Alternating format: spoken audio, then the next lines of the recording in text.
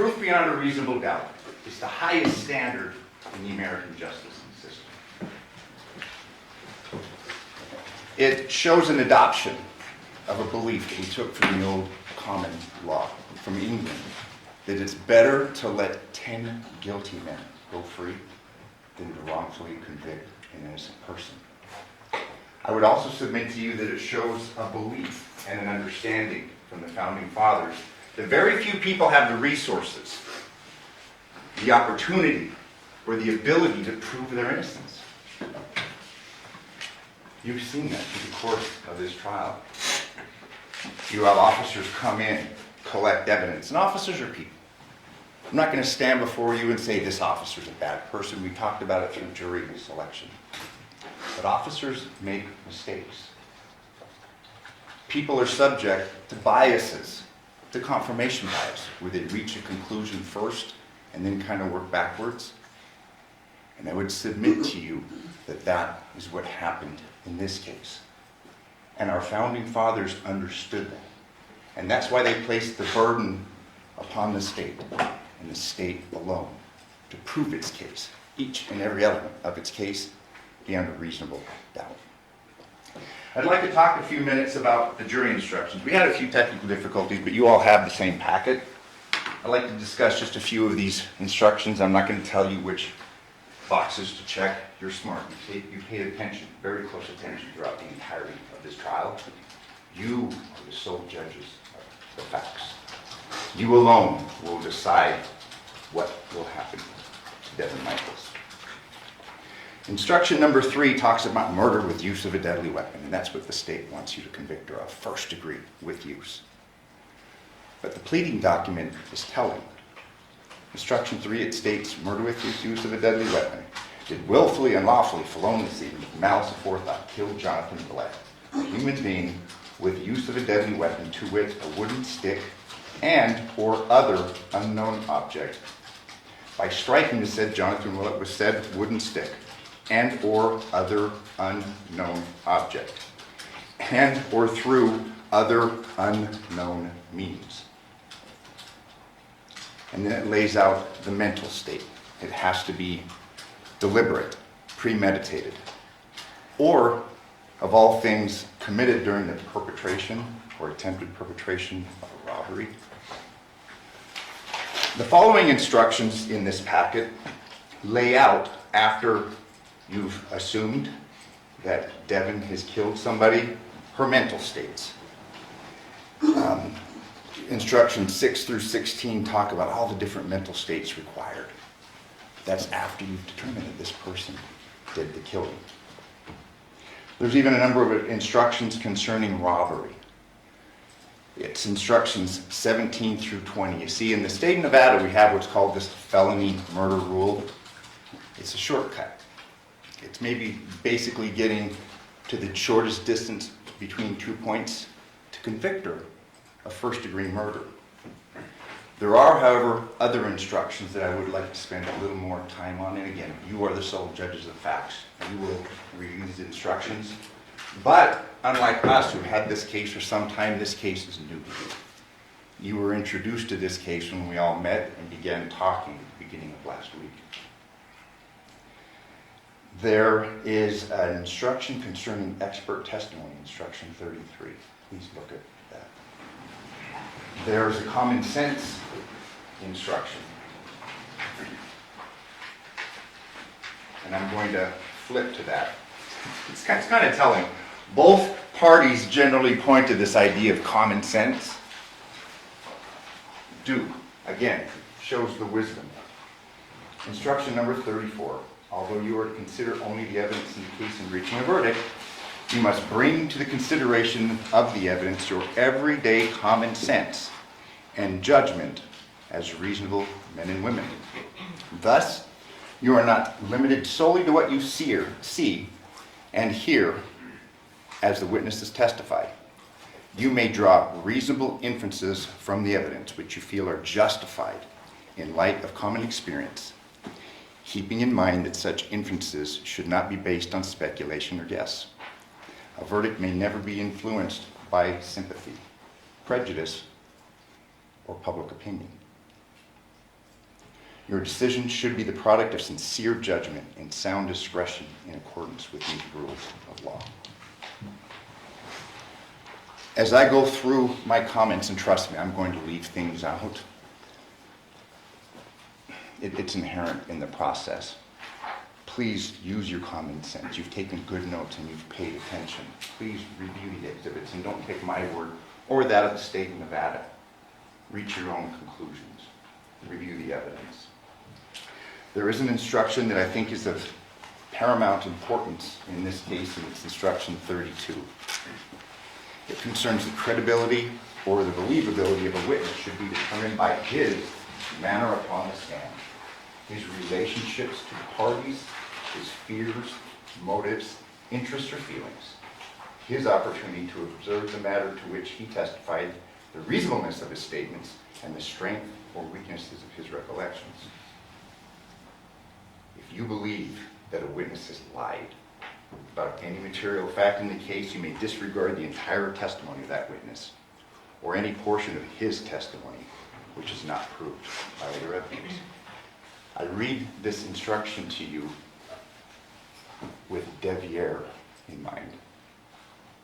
You know, we started this case talking about motivations. Motivations dictate actions. Devyn is not on trial. You know, this case is not going to be, well, did we prove our case against Devyn better than they proved their case against Devyn? Devyn is the only person that's on trial. We have gone through the evidence in good faith, and I'm going to discuss that a little bit with you today in my summation, that there is evidence to believe that Devyn committed this crime. But you don't have to believe that to acquit my client. But I would submit to you that you should take that into consideration. The ultimate determination that you will make is the sole judgment of the facts, whether the state has proven this case beyond a reasonable doubt. Through the course of this case, and as you know, when we talked about it, we wouldn't have to ask a single question, present a single line of testimony. If state fails to prove their case, she's entitled to a verdict of not guilty. But as this evidence has unfolded, I would urge you to see that perhaps the detectives in this case, the Henderson Police Department, were basically trying to choose the shortest distance between 2 points. I mean, hey, we knew, and we all know, and we're not making issue that she was with him on the night in question. It's easy to reach a judgment like they did. She's guilty. But you, as jurors, must consider all of the evidence. Because unlike when you read in the paper, so-and-so's caught, and you think, yeah, he's guilty, she's guilty, you determine whether a person is guilty, not the police and not the state of Nevada. I would urge you to read the reasonable doubt instruction. A defendant is presumed innocent until the contrary is proved. This presumption places upon the state the burden of proving beyond a reasonable doubt every element of the crime charged, and that the defendant is the person who committed the offense. And again, this is why we have addressed what the evidence reasonably shows concerning Devyn. A reasonable doubt is one based on reason. It is not mere possible doubt, but is such a doubt as would govern or control a person in the more weighty affairs of life. And what more weighty affair of life do you have than to sit on this jury on this type of charge? If the minds of the jurors, after the entire comparison and consideration of all the evidence, are in such a condition that they say they feel an abiding conviction of the truth of the charge, there is not a reasonable doubt. Doubt to be reasonable must be actual, not mere possibility or speculation. If you have a reasonable doubt as to the guilt of the defendant, she is entitled to a verdict of not guilty. Since this is a charge of murder, I'd like to begin my comments, and I won't be long. I mean, we've been here a long time, but this is important. Let's begin at the autopsy. We had Dr. Sims. He was the lead coroner here in Clark County for 19 and a half years. You heard his testimony. It wasn't much of a cross because he didn't say much to be disagreed with. We did, however, hear from Dr. Yagi. Do you recall the question that was posed to her? Would you agree with me that a decapitation is difficult to effectuate? Remember her answer? I don't know, I've never done one. We heard from Dr. Sims that yes, it would be difficult. It takes a lot. It's involved. Dr. Yagi missed the tattoos. It was in the report. We had Oriental John. That kind of goes to the weight that you should give her testimony and the thoroughness of her examination of the body. The state's relying upon Dr. Yagi's statement, her testimony that there was no injury on the hand. You got to consider the source. Dr. Sims testified that the cause of death cannot be determined without evidence of injury, and he was talking about standard practices. Obviously, these are very suspicious circumstances. In fact, if John was murdered, it's very reasonable to assume, common sense would dictate, that the person that killed him decapitated him. And through the course of this evidence, they have not shown a scintilla of evidence that she was involved with a decapitation. She didn't do it. Determination of homicidal violence cannot be used when in large part that fatty liver or drugs and alcohol are present. He was talking basically about the industry standards, what experts in this field collectively agreed upon. And we saw a variation in this case from Dr. Yagi. In this case, we did have a combination of all three. You heard the testimony about 20 times the level of THC, alcohol in the body. 0.02 was the alcohol in the blood, but Dr. Sims testified that that, in conjunction with this high level of THC, would cause a person to be intoxicated. That's important in this case because you will hear testimony concerning her concern, Devyn's concern about not letting him drive. As you recall, we went through all those texts beginning back in 2018 concerning Yoko's concern. And again, I don't want to speak ill of the dead, and it was no showing of disrespect towards her, but it was an ongoing concern that she had. She didn't want her son driving drunk, and that concern was shared by Devyn. She had his key. She took the key to the house. That's not evidence that she committed a murder. This is extremely important, and there's been a great deal of issue made concerning this video evidence. As you recall, through the course of Devier's testimony, I read it to you at the beginning of the trial and read it to him, where basically we had a detective, it was the 12th of September, telling him, you're under the radar. We're here to clear you.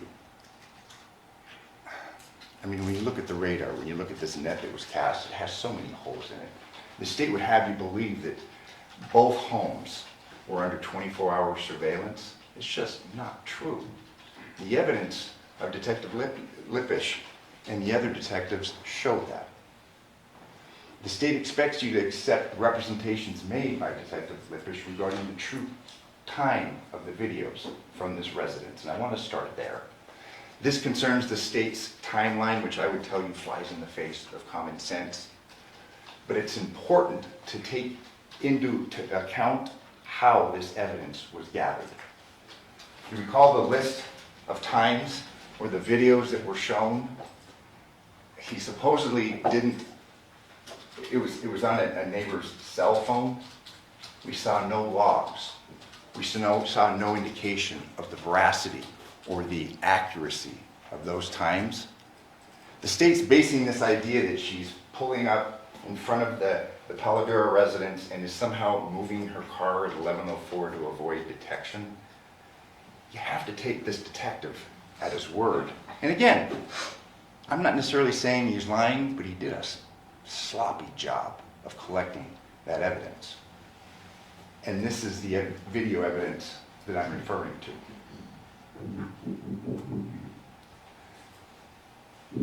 Remember, there was no embedded data here. We don't have time.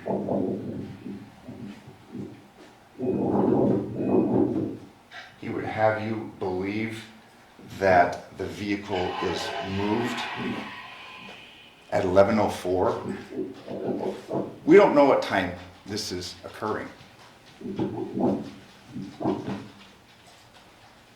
We do know that the vehicle perhaps was moved from the Burla, but we don't know the sequence of events. As you recall, and you will have the evidence, there was various blue lines showing triangles, and we heard that through the positioning of the GPS, you have movement, even if a vehicle is in one place. We don't have specific times, and we really don't know the order of how things occurred.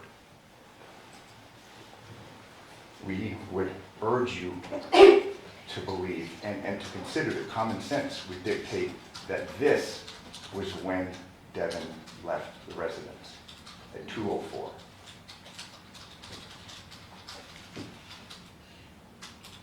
There's going to be a close-up here. You'll have a computer screen. Zoom in on it.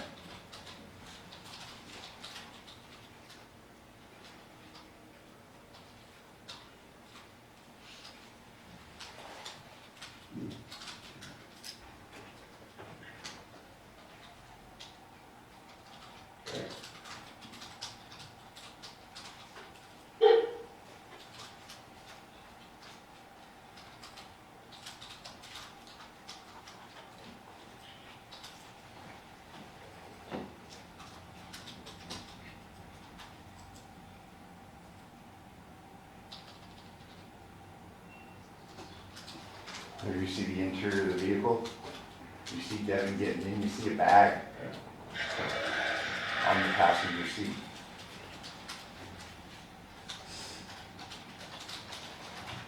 And she leaves. Please pay close attention. And again, not that I'm trying to tell you to, but we've had this case for much longer time than you have. Look at the video evidence from 6505 Taylor Creek. Detective Lippish testified several times that he could only speak to items that he canvassed for, but he was happy to testify concerning other detectives who went unnamed that collected this evidence. It's clear from the testimony of a forensic examiner, O'Brien, whose credentials and whose testimony went unchallenged that we presented to you today. He testified that one of the 3 videos was compiled from a series of screenshots, which the Ring camera is set to capture by default in the absence of video activity. Where are the other screenshots? They only gave us 3. I'm not going to stand here and point the finger and say that this was done in bad faith. It was done out of sloppiness. Why weren't subpoenas issued? Why don't we get the complete record? This woman is on trial for murder. We heard nothing concerning them going to the third-party providers, Ring, Google, other parties. No, they're relying upon the cooperation of neighbors who are living their own lives and who very well may be indifferent to the gravity of this situation. Didn't give us the full picture, and that was the video that had constant, you got a good scene into or a good view of the residence. It's incomplete. We just have these 3.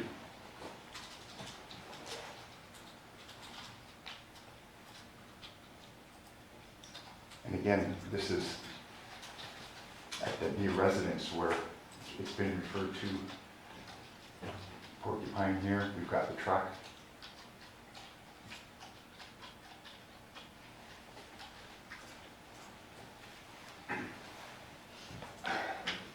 You know, there's been an argument made that Devyn had to have been in the home the whole time.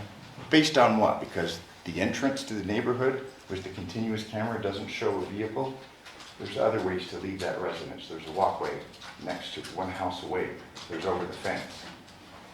This is something that's been discarded by the state, but again, I would submit to you that it goes to what Devyn is thinking. It goes to her innocence. She starts trying to contact Johnathan. on the morning of the 7th, starting about 4 a.m. She had left him. She'd left him at the residence. The plan was that they were going to take the girls to school that morning, and we have evidence, and you've heard uncontradicted evidence that that's what she did. The message she leaves him is concerning the girls' school supplies. She's letting him know that their daughter was sick, because we know that she's at that pharmacy, and it's a 24-hour pharmacy at 2:28 a.m. That's what went on. She hadn't killed him and decapitated him. She was worried about getting her daughters to school that morning. She sends messages of concern when he doesn't respond. The state claims, and again, this is where common sense comes into question, the state claims that Devyn was answering Johnathan's phone from the house the morning of 8/7/2023. You heard the argument concerning the notifications. We did hear from Detective Skinner that they didn't put it on airplane mode. Those notifications wouldn't have shown up. That evidence, like so many other pieces of evidence, were mishandled. But the state's going to have you believe that she purposely took the phone from Paladera to Porcupine Rim and leave it out on the driveway, and at the same time be calling it and answering it and leaving it on the driveway. That flies in the face of common sense. She took it and left it there, and then is answering it and calling it to provide some sort of an alibi. She's lucky that in this very slipshod investigation that she has as much evidence that she does to present to you that she didn't commit this crime. Crime scene, the footprints. There are footprints in the backyard. And we have, and I'll show you the photos, we marked them and had them admitted. We have this, the Henderson Police Department documenting these footprints, but then trying to basically throw shade on that, saying, well, they could have been there for some time. They weren't important. When you look at the photo, you can see that they're fresh. They wanted to argue that they're male or female. They didn't do any follow-up. There was no footprint comparisons to anybody's shoes in this case, much less Devier's. You recall Yoko's testimony, there were 4 dogs in the backyard. If that footprint had been there for very long, common sense would dictate that the dogs would have walked through it. They would have been sullied. They weren't. They were fresh. Again, they were not analyzed or tested. And there it is. And Detective Ozawa just kind of discounted that and said, well, we don't know how long they were there, but apparently no one really looked at Yoko's testimony and Yoko's statements. 4 dogs were out there for most of the night. This was a big point of contention. And again, these aren't red herrings. These go right to the very heart of the case. There was no blood cast off in the bedroom. In spite of evidence, uncontroverted evidence, that a mechanical powered saw was being used to decapitate Johnathan. You recall, Coroner Yagi went so far as to try and compare a beheading by a mechanical tool there at a crime scene, and Dr. Sims took issue with this. She tried to compare that. These crime scene analysts tried to compare that to the dismemberment of a body under controlled conditions by specialized tools in the morgue. Bodies that have been refrigerated, but nonetheless, she testified that they still wear protective goggles and aprons to protect themselves from this cast-off. Luminol, we heard no testimony whatsoever that luminol was used by the crime scene analysts. That would show indications of blood or attempts to wipe it up. Nothing. What's clear, and it was kind of laborious at the beginning of this trial, was Yoko's testimony, because her testimony was so crucial to the timing of this case. There were some difficulties with the interpreter. However, I'd submit to you she speaks pretty good English. It was important to memorialize what she told officers the morning of in the 40-minute conversation, as well as what she testified to the grand jury. She testified that she saw Devyn at 1 a.m. and Devyn didn't have any blood on her. If you follow the state's timeline, it's sometime around then, and it's unclear. She's involved in this murder and decapitation. She stated that no gloves were worn by Devyn when she met her at 1 a.m. And you recall the testimony concerning the dishes and the alcohol bottles. And there were some issues concerning Johnathan's level of drinking. 15 minutes. She testified that the light was on. That brings to question the veracity and the reliability of the statements through her multiple interviews that Devyn made to the detectives. There was no blood visible on Devyn's shirt at the CVS drive-thru pharmacy, and thank God that she stopped there. Because again, we have real time. We have real evidence that shows that she didn't commit this crime and not some detective's opinion. There's another issue concerning this, the mixture of ammonia, bleach, the stench. Remember that? We heard that the first responders, that they said that the smell got worse the longer they were there. If we're to believe the state's timeline, this is smoking for 9 hours. That flies in the face of common sense. Ammonia evaporates quickly, and again, your common experiences. The state never, and one of you posed a question to Dr. Sims. Again, it's the state and the state alone that bears this burden. Where was the expert to talk about that? That was important. This case was out of the ordinary. It's clearly gruesome, but because it's gruesome doesn't make that woman guilty. It isn't evidence that she committed this crime. Here we are, 2:27 in the 24-hour pharmacy, and you'll have this. Look at her.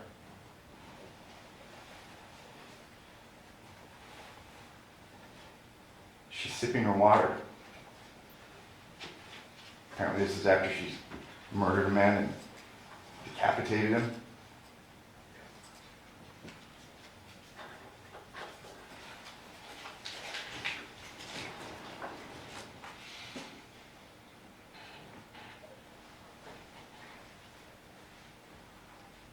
She's reaching out of the vehicle. No marks, no blood, nothing. And Sims testified that this would have been messy.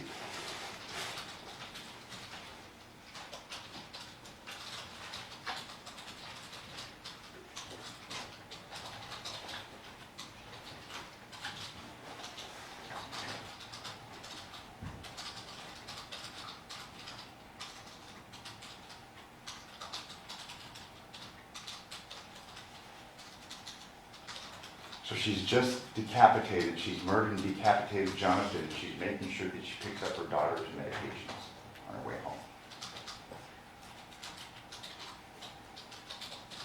There was a very good question that was asked concerning, was there any stops? There wasn't.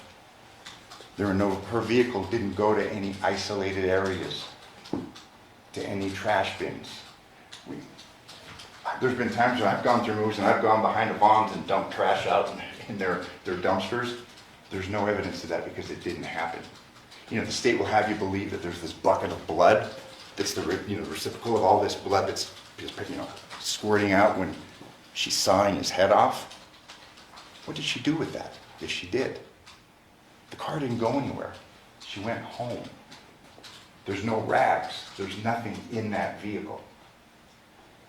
We do know that they recovered, and this is based in part of the video that we saw from the terrible herbs.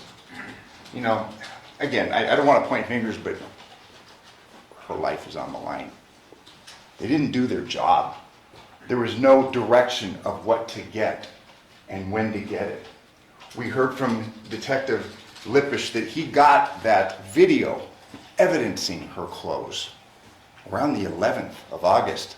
That warrant was served on the 7th, and we didn't hear much about what they picked up on the 15th. They made a big deal about the shoes, the swoosh, but we showed you evidence in the photographs, and it's in evidence of the black shoes with the white soles. She gets arrested on the 15th. game over, it's done. According to Yoko, and this is important, and I read the statement to her because it was so dispositive. She said Johnathan's room was a mess. And there's this kind of a feigning of not understanding, and I said, "Man, these are your own words." And I read her own words to her. During her initial interview, she stated that there were 2 chairs flipped upside down. That's evidence of a struggle. But then we don't see that on the body cam. What happened? We don't have that in any diagrams of the crime scene. But when she spoke to police and thank goodness it was recorded, she talked about 2 chairs being flipped upside down. And obviously her memory would have been far better at that time than it would be now. But again, there were some questions by the state. You were traumatized, things were terrible. I'm sure it was. But the veracity of the statements and the accuracy of the statements shine through.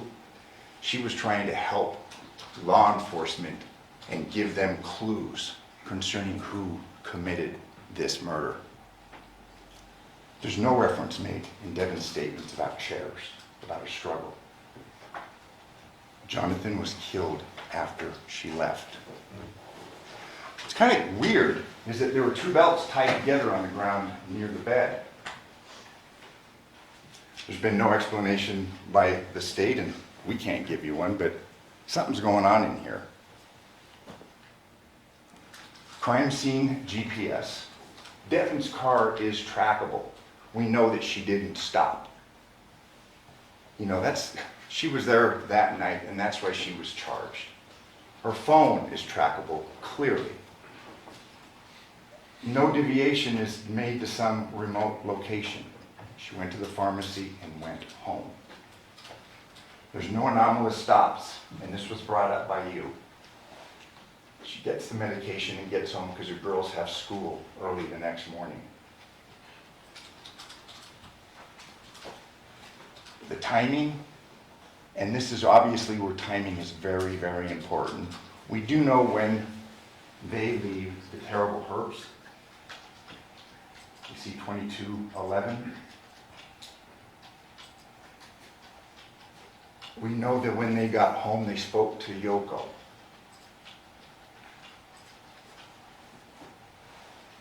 We don't know how long they spoke, but do you recall Yoko's testimony? Her words were, it was a very good day. She'd known for months that they were getting together. They were trying to unite the family. And you know what? No union is perfect. Hey, we all know that. There are ups and downs, but she and Johnathan had a union. The state in their first closing, they're going to get a second one, try and paint her as this devious, manipulative, conniving temptress. But think about that, the flip side, a 19-year-old. When we talk about motive, what drives a person to murder, is it not passion of a young man? His first love that's coming to an end when dad's coming in and moving him, the dad that he said was never there for him. It's kind of an archetype. The father that's killed by his son. I mean, it's in, I believe it's Isaiah 38:18. We've got these Greek stories of it, Oedipus. I mean, there's various variations of that, but it's an archetype. Saturn. It's known, and it's as old as the human condition. Fathers are sometimes killed by their sons, and that's why we wanted to underscore, and we spent a great deal of time in our opening statement, because we didn't know where it was going to go with Devyn, but we knew that they'd had a relationship that had been kept clandestine. Devyn covered for Devyn, and Devyn covered for Devyn. And this is important. I would submit to you that this is a more accurate and a more reasonable timeline. Yoko was awake.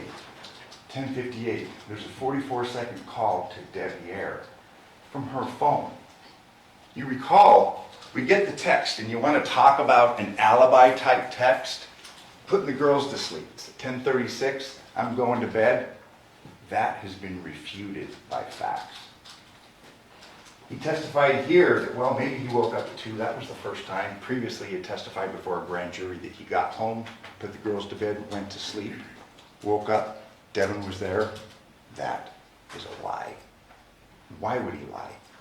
What motivation would he have to lie? He's a fairly smart young man. I mean, he was kind of catatonic here, and understandably so in the witness chair. But again, we need to look at motivations, because motivations, they author actions. At any rate, and we knew the night before that Devyn had been there late with Johnathan. But after we were to believe that he's asleep at 10:36, we've got a 44-second call from Devyn's phone to Debbie Air. 8 minutes pass. 11:05, we get that 10-second burla in the Nissan Armada. It may have been moved. You're to determine that, because I'll tell you, we really don't know. The evidence is not reliable. Whether it pulled up and stopped, or what we saw there was Devyn leaving, we don't know. States to provide that to you, the timeline. They haven't done that due to this slipping through the cracks in this slipshod investigative work.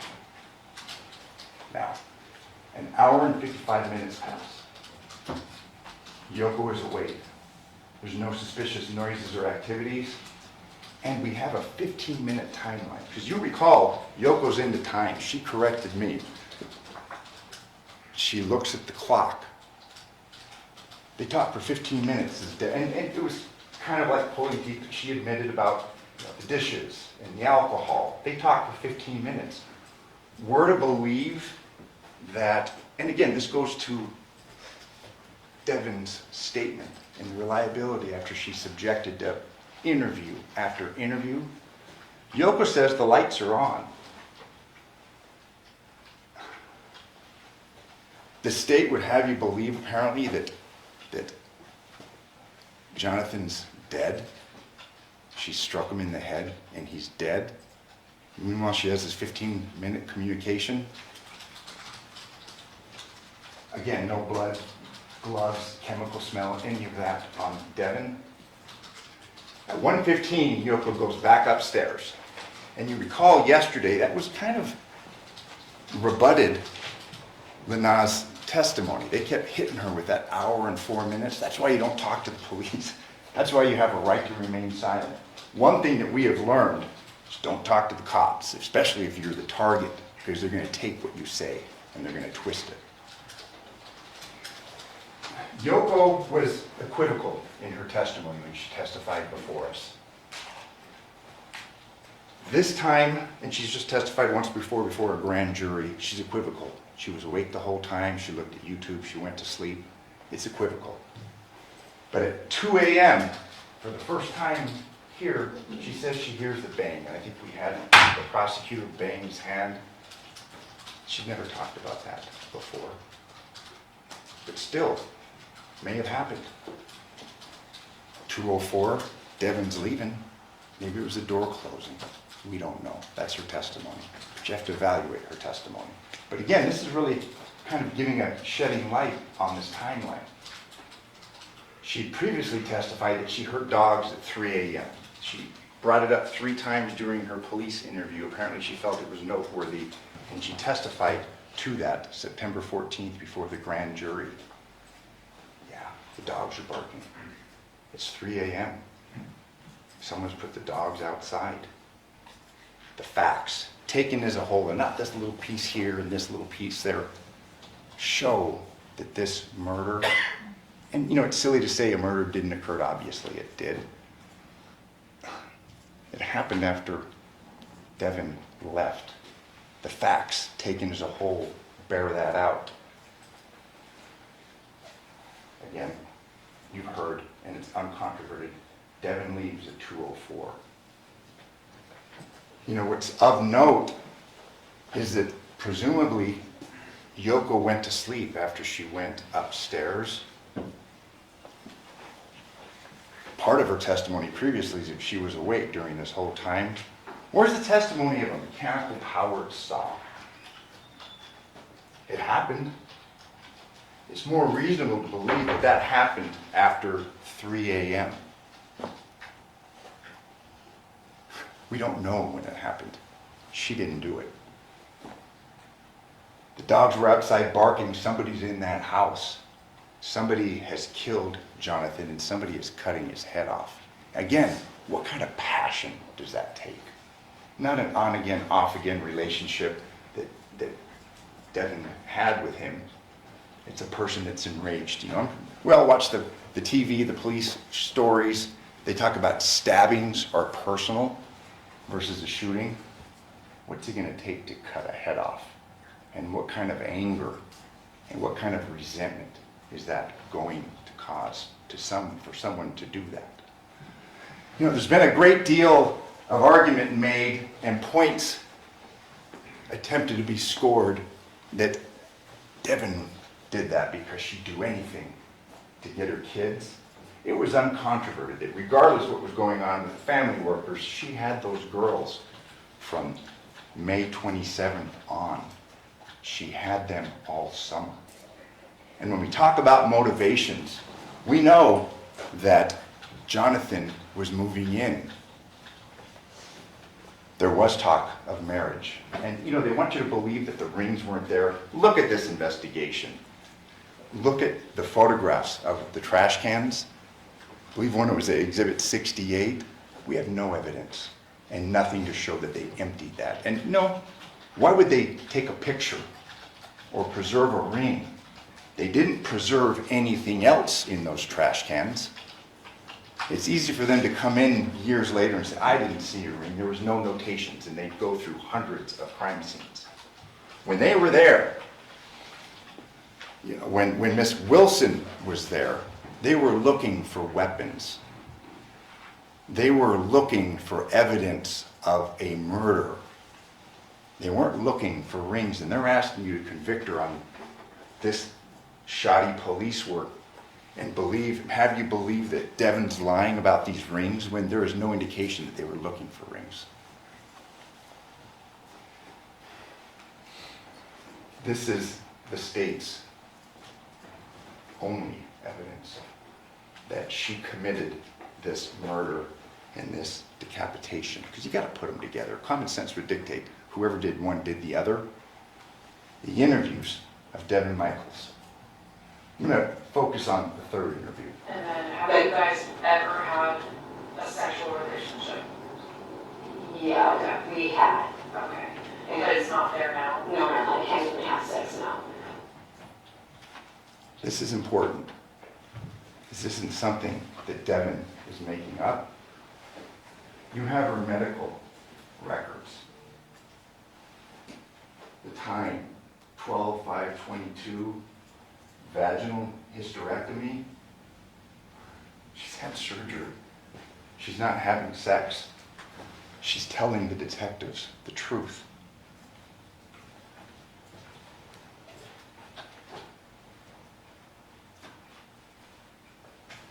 Okay, we've got that. Is there any reason why John's blood or anything DNA related would be in your vehicle? Because that got to go back to our station, our CSA, they're going to thoroughly look for everything in that vehicle. I couldn't tell you. If he was bleeding from when he was doing the thing, he helped load up the truck. So if he was bleeding, it might be Or your Armada? my Armada. Okay. Like, he was putting the things in the car, like anything else Sure, he had. there's going to be obvious areas where blood doesn't belong even if you're loading. So I'm just asking you directly, because if we do find any DNA evidence in that vehicle, obviously we want to make sure we asked you if there would be a reason. No, the only thing I knew he said was his hand that he hit on the table. That's the only time he ever said he was bleeding, and he said it got a pretty good gash. Okay, but you didn't see that? No, I did not, so I can't really speak on it. But he was still loading everything up, so I don't think it was really bothering him that much. This is the inside of the Armada. For the testimony from Ozawa, it appeared the vehicle had just been washed. That's been disproven. The burla shows that that didn't happen. The location coordinates show that that didn't happen. Look at the inside of this vehicle. I know my partner, Mr. Horvath, had asked Detective Spangler, well, was it very clean inside? And I think he made a reference to teenage kids, something along those lines. This isn't well kept. I've seen much worse, but it's not well kept. The important point is we're to believe that there's buckets of blood in here. There's bloody rags. There's a head, a murder weapon, a saw. There's nothing in there. They sealed this vehicle and they took it off. If you're to believe that she murdered and decapitated Johnathan, you're to believe, common sense would dictate that there's going to be some indicia of a crime in here. You're taking buckets of blood because they weren't at that residence. This made reference, and again, nobody understood the significance at the time. Miss Miriam didn't, but there's the table that she talked about. It was a moving day. Injuries do happen.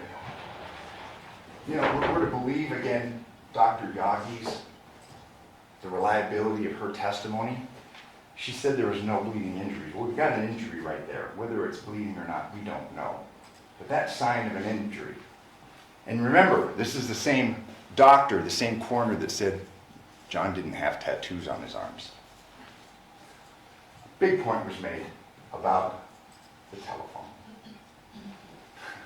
And we're to believe that Devyn is so sophisticated and so cool and so cunning and so informed that she can murder this guy, decapitate him, not leave any evidence, and then drop his phone in her driveway. A more reasonable explanation, it's tired. She's got girls that are going to school in the morning. She's been carrying things, it's late. She obviously brought the phone. Whether it was knowing or not, we don't know. It appeared that it had fallen on the side. She tries to give an explanation. You recall about the cigarette butts? She didn't know the phone was there. That's why she was calling the phone, following up with Johnathan. She knew he wasn't dead because she didn't kill him. Another thing that was a big point of contention, sometimes little things can have very large implications. Remember the issue about the blood on the screen? Papakostas, the DNA expert, testified that she couldn't confirm that it was blood. There was a presumptive test, but the confirmatory test, and some of you are far more knowledgeable than I am, it was not. She couldn't confirm that it was blood.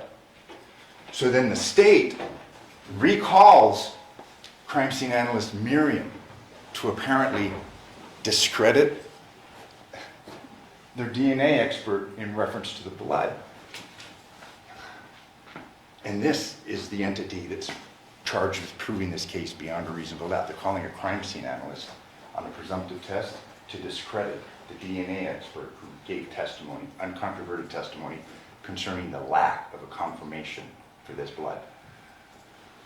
We know that John's DNA is on the phone. I would submit that it is somewhat significant in determining whether the state's proven this case. Devyn's isn't. It was handled. Maybe there weren't epithelial cells left from Devyn. Clearly, Devyn took the phone, knowing or not, and I would submit to you that given the circumstances and the chaos of a move, she didn't know she had the phone. It's not evidence that she killed him. Just like the key, it's not evidence that she killed him, or the wallet.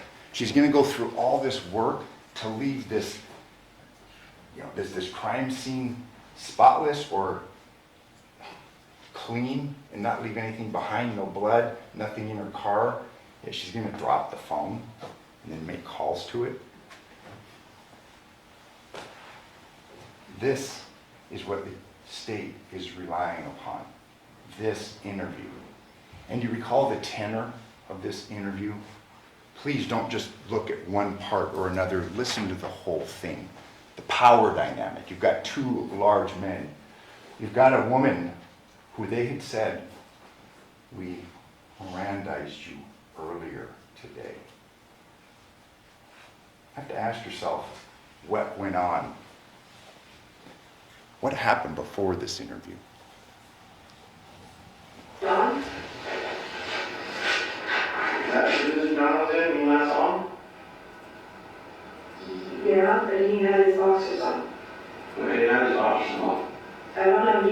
boxers on. His boxers were black boxer briefs.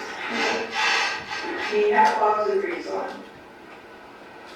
That's what I'm talking about. This shit's getting real. Keep looking at that. Take another look at this.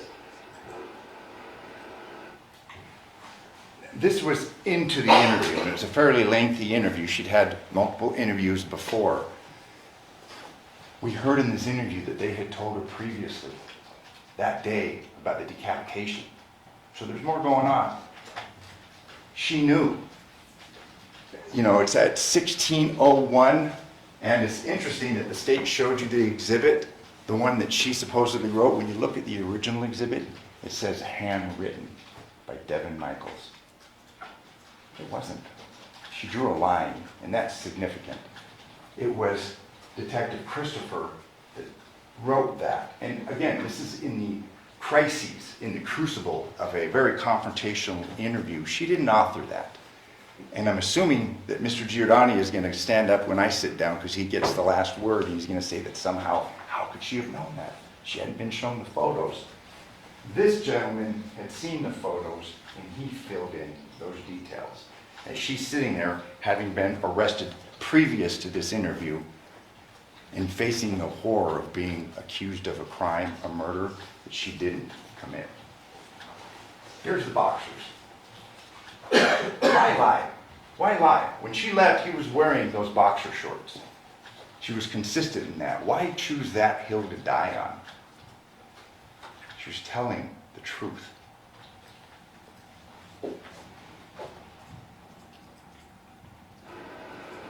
Have you had moments in the past where you Yes. have been stuff where Yes. this happened? Yes, there's things in my past where I cannot remember. And yes, I have talked to my doctor about it. Yes, they're trying to figure out what's going on with me. Yes. Okay, you don't have to tell me if you don't want to, but what is wrong with you that you say that I you're trying to don't get know. out? They're testing me now. I think yesterday, for whatever reason, my brain tingles and then I black out. And I literally have it on documentation from the doctor, and they're trying to figure out what's going on with me. This interview was on August 15th of 2023. This condition that she's talking about, it's documented 6/7/2023. New patient established patient she feels like tingling, vibrating in back of head, comes and goes, denies headache, has dizziness. This isn't some ploy. I mean, she's in this high pressure, confrontational interview, and she's trying to give as truthful information as possible. She's had some problems. This isn't some defense where, oh, she blacked out and didn't know what she did. She didn't commit this crime. She didn't commit this decapitation. She's had some issues that she's been trying to address. And again, she's being truthful to these detectives.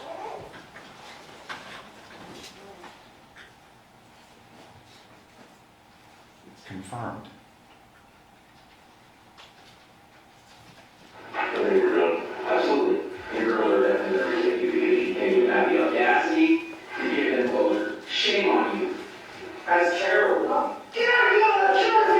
Oh, so there's I didn't do it!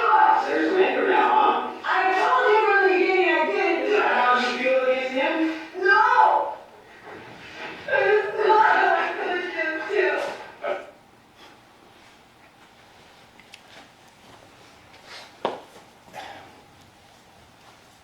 She's pushing back. She's been interviewed over and over again. She's telling him, I've told you I haven't done this. What we're dealing with now is a woman that's denying that she committed this murder. You know, it'll be up for you to determine whether she hit him in the head when he was grabbing her leg.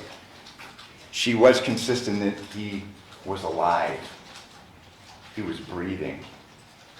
There's no evidence that she hit him in the head. And again, given this, we know that when people are confronted, they'll try and give something to appease the other party, this power dynamic.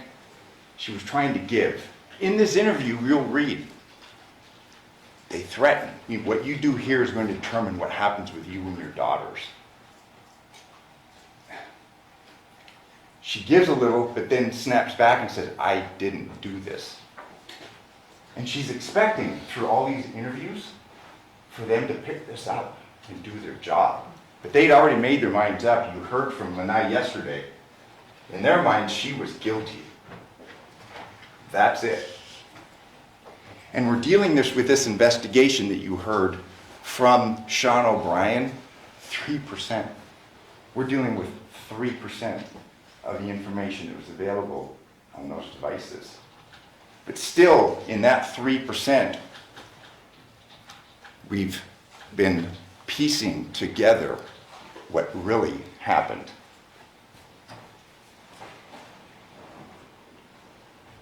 We do know, and it's clear, incomplete Cellebrite reader files. Critical database files are missing from the phones. Now, years later, we're trying to piece together a defense to defend a woman that didn't commit this murder. There's artifacts which would indicate a need for further investigation. And Sean O'Brien testified that generally, as he's been a forensic analyst, he's been involved in law enforcement. There's supposed to be this back and forth. Hey, get us this. You know, as this investigation develops, we need more information. There was no indication that that occurred in this case. She's at the house. She's the low-hanging fruit. She's guilty. The end. All investigation stops. Image of Devyn and Devyn. And again, we would like to have more, but we can show you this image. Now, all the images that are available on a cell phone, I think I probably have 4,000. You know, it's going to be the state's position, well, this is just randomly popping up. Devyn had said that he was asleep, or Devyn had said that he was asleep at this time. He testified under oath. He lied under oath. Look. There's a Discord chat application, 231. This is telling. You know, the state can play 3 phone calls from the girls who are adorable. Those were all after 11 o'clock. We have no proof where Devyn is. But we have 2 indications of 2 artifacts at 2:12 a.m. and 2:31 a.m. that he's up and he is engaged. There's a deliberately deleted file. This is the image, 2:12:38 a.m. This is after there's been 3 calls from the home phone that night to Devyn. 3 of them were the girls. What about the other 8? But of all images, at 2:12:38 a.m., this is being looked at on Devyn's phone.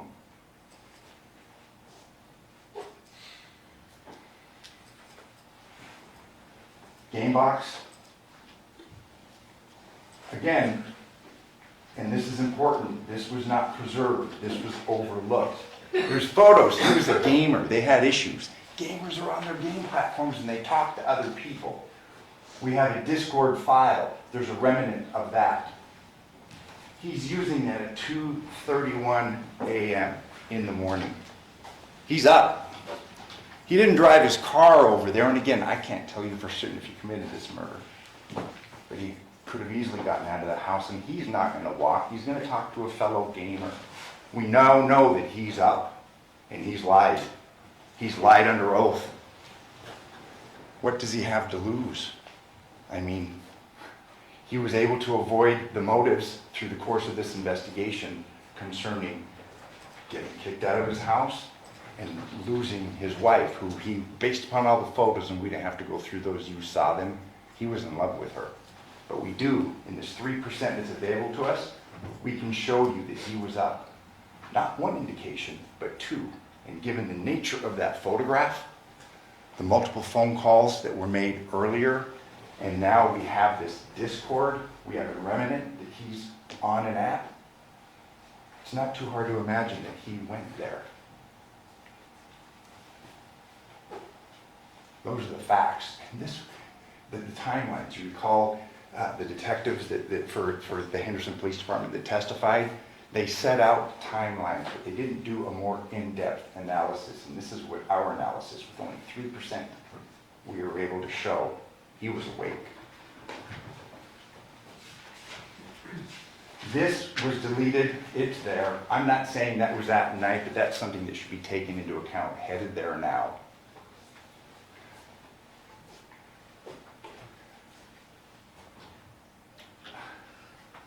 He's there in this area, and you'll have the exhibit. He's next to a remote area. Don't know if he had a job there or not. This is the morning after 8/7/10/25. You know, when detectives interviewed him, he'd said, hey, I've been drinking. We don't know if he'd been drinking all night. We don't. He's a drinker. He's in a remote area where, and obviously there's been no testimony, there's been no investigation in those wash areas. We know he was over there. We know he was up. We know that he was looking at a picture of him and Devyn. You know, it's, you see on the crime TV shows about motive, means, and opportunity. He had all three. He had the motive. He had the means. He didn't walk there, but he was talking to somebody. Clearly, he had the opportunity given the timeline. But again, I'm not going to stand before you and say he did it. We don't know. She didn't. These were texts that were between him and his father. You have nothing to tell me, WTH or TF. I thought you were my seed. If what I can know, I can't fuck with you. Boy, that's true. Devil shit. It was clear, and he tried to smooth things over through the course of his testimony, but Devyn did not like his dad. He had an affair with his dad's girlfriend. You know, these things don't reflect too good on her, okay? They reflect poorly on Devyn. But Devyn's not here for good moral character. You can despise the choices that she made, but you can't convict her for murder, for a murder that she didn't commit.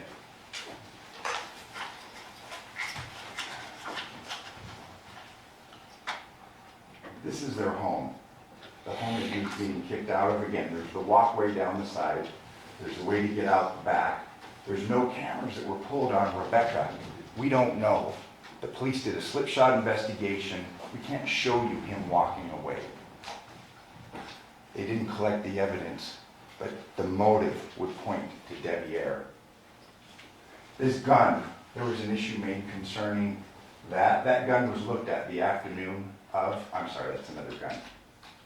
There's guns in his possession. We don't know if that person was shot or not. Johnathan was.